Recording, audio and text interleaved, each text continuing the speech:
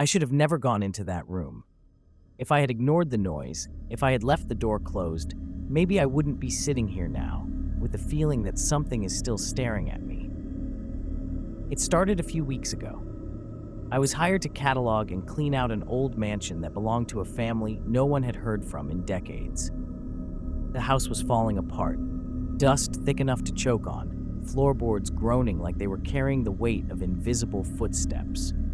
Most of the job was routine: furniture covered in sheets, broken chandeliers, old books swollen with mold.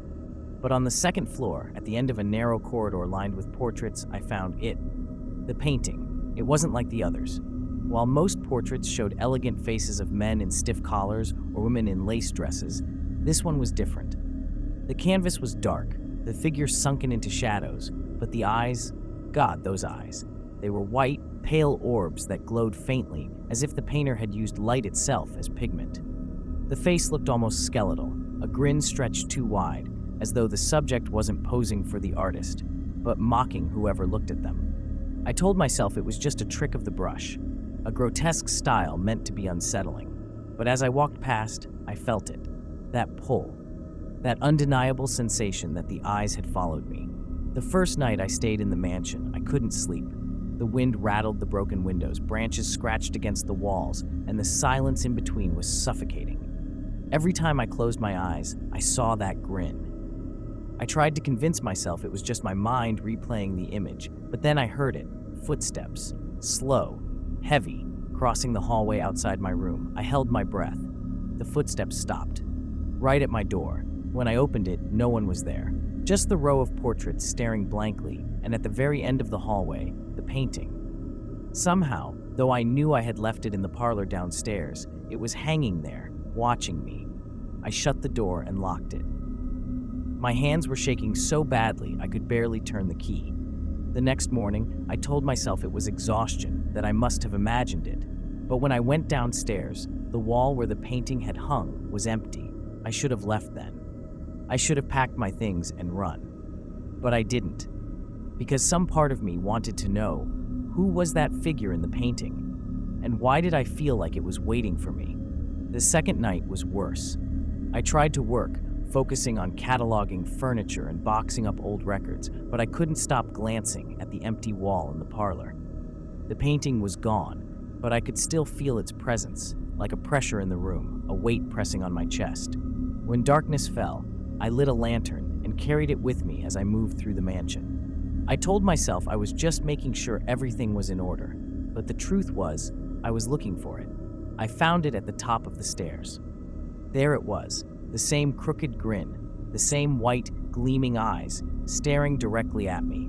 The frame looked heavier than stone, but somehow it had been moved, carried up the stairs without leaving a single scratch or sound. I wanted to take it down, to throw it into the fire, but when I reached for the frame, my hands froze. My skin prickled with a cold so sharp it felt like knives sliding beneath it. My reflection wavered in the glass as if the surface wasn't solid at all, but liquid, a pool of black water.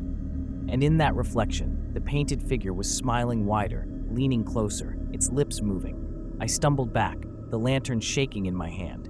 The glass flickered, and for a moment, I swear I heard a whisper. Not from the hallway, not from behind me, but from inside my skull. A voice, dry and broken, like parchment tearing. Stay. That word echoed inside my head until I thought it would split open. I barely slept. Every time my eyelids grew heavy, I dreamt of that face.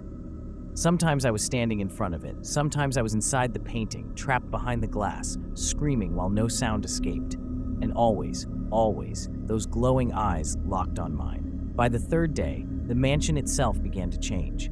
I noticed shadows in corners that didn't match the light. Doors I swore I had left open were shut.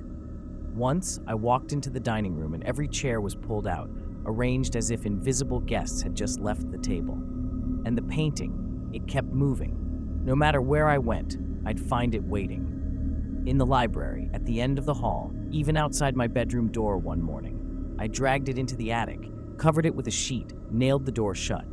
But that night, as I walked to the kitchen, I nearly dropped my lantern when I saw it again, propped neatly against the wall, uncovered, the grin wider than before. I began to feel watched every second, not just by the painting, but by the house itself. The air was thicker, harder to breathe. The silence no longer felt empty. It felt like someone was listening, waiting. And then came the night when I heard it. Not a whisper, not a footstep. Laughter, soft at first, then louder, coming from the walls, the ceiling, the floor, and always from behind the painting's grin. I couldn't take it anymore. That night, when the laughter spread through the mansion like rot, I snapped. I stormed into the parlor, lantern in one hand, a fire poker in the other, and there it was, the painting, hung perfectly on the wall where it had first been. The figure's grin seemed impossibly wide now, its teeth stretching too far, its eyes burning brighter than the lantern flame. I screamed and swung the poker. The glass shattered, spraying across the floor like shards of ice. For a second, I felt a rush of relief, until I saw what lay beneath. There was no canvas, no wood, only a dark, endless hole where the painting had been. Blacker than any shadow I'd ever seen, a void that seemed to swallow the lantern light whole. And from that hole, two pale hands clawed their way out. They weren't painted, they were real. Long fingers, mottled skin, nails scraping against the frame as the thing began to pull itself through. Its face emerged, first the glowing eyes, then the stretched grin. I fell back, choking on my own breath, the poker clattering to the floor. The laughter wasn't echoing anymore. It was right in front of me. I stumbled to my feet and ran, heart pounding so hard I thought it would tear through my chest. Every door I opened led me back into the same hallway, the same set of stairs, the same suffocating darkness. The mansion twisted around me like a maze, each turn drawing me closer to the sound of dragging footsteps behind me. I barricaded myself in the study, pushing a heavy desk against the door. My lantern flickered, the shadows stretching longer and longer.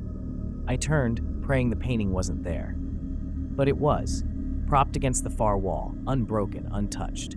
The glass was whole again. The figure inside was closer now, its face filling the entire frame, as if it were pressing against the glass, desperate to get out. Its eyes locked onto mine, and then the whisper returned. Not stay this time. Something worse. Trade. The surface rippled just like before. I staggered backward, but my feet wouldn't move fast enough. The shadows wrapped around me, thick as ropes, dragging me toward the frame. My screams bounced off the walls, unheard, useless. The last thing I felt was the cold of the glass against my skin, except it wasn't solid anymore. It swallowed me whole, pulling me through into a darkness deeper than death. Now I am on the other side. I can see the room, the desk, the broken lantern. I can see the study door slowly creaking open, and I can see the painting. I am inside it, my hands pressed against the glass, my mouth frozen in a grin I can't control, my eyes glowing in the dark. And I wait. I wait for someone to step close enough, because once you look into this painting, it will look back. Subscribe to Horror Story Bar.